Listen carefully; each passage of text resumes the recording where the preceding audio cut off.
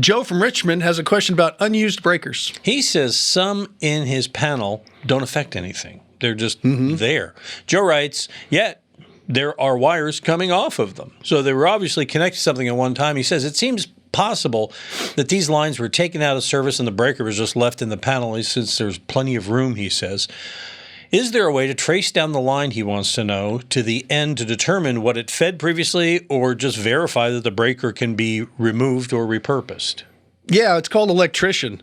Okay. They have ways of doing this, but this is not something you just want to go buy a machine and try to figure it out yourself. Call electrician out, troubleshoot this, because even though you think it's not going somewhere, it could be going somewhere.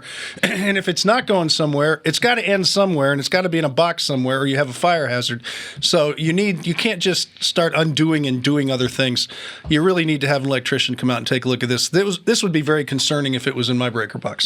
I would have Will from Right Touch Electrical. That you have a breaker and you don't know what it does? Yeah, and it's just got wire going somewhere, and somebody buried it in the attic somewhere. That's really dangerous. Not good. Especially if it's live and they're keeping the breaker on. So you really need, it's definitely going to have power to the breaker because it's coming from your source of delivery.